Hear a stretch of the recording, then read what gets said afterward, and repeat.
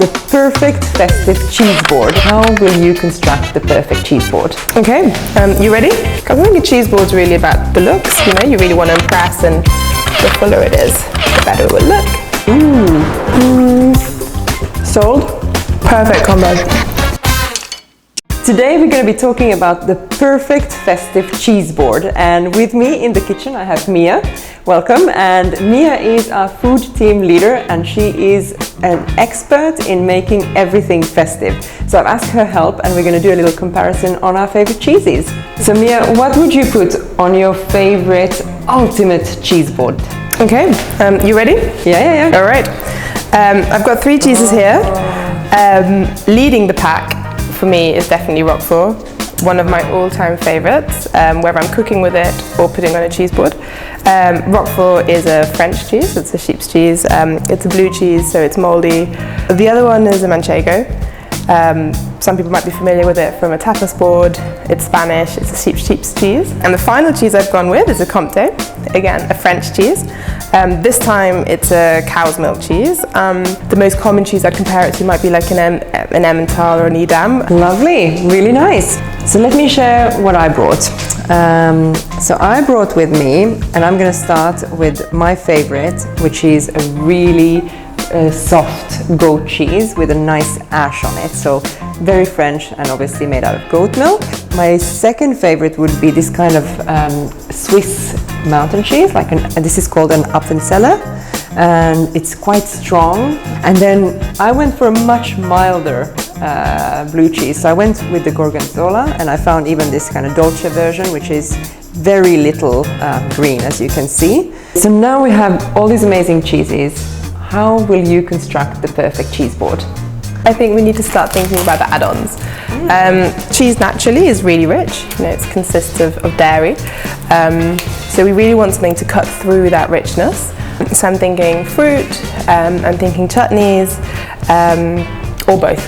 Okay, I think we have quite a bit of things. You've brought us some grapes. In this part of the world, we're really lucky to get Irani grapes, and they're lovely. I'd probably not put a whole bunch onto the board, because I think a cheese board's really about the looks, you know, you really want to impress, and bunch or maybe 2, and place that on your cheese board. And then another fruit which would be really nice is pear or apple.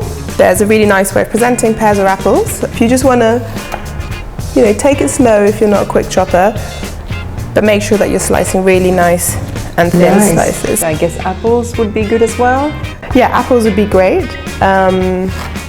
Easy to come by.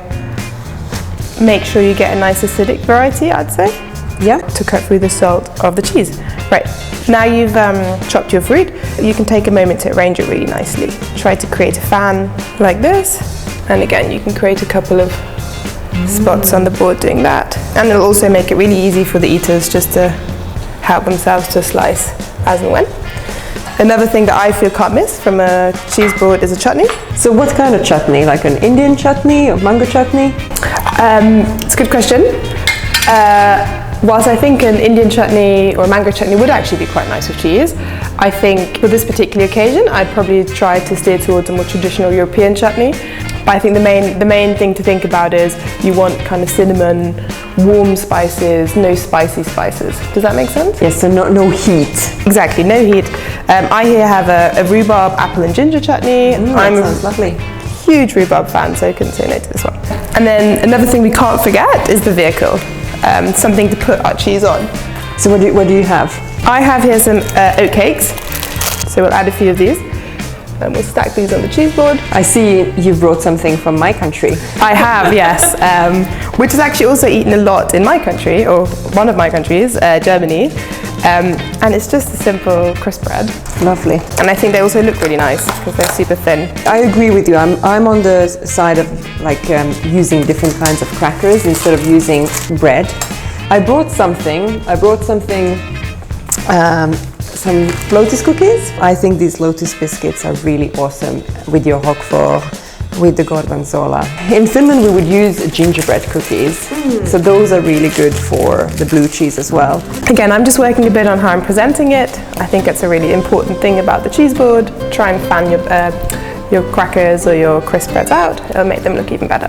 I am going to cut your Appenzeller to size. Is that all right? Yeah, that is a little bit of a family size. Yeah. Don't be afraid to pack them really tightly. Make sure your cheese board looks super generous. The fuller it is, the better it will look. No cheese left behind. I think we have one more spot left, so is that where it's going? That's where it's going, and then we're complete, then we're done. Gorgeous.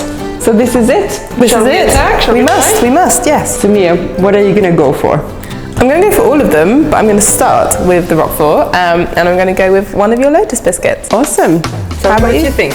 I'm going to go with the goat cheese, and I'm going to go with a piece of pear.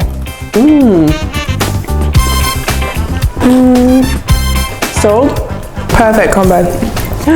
Thank you. All right. And so this is our ultimate festive cheese board.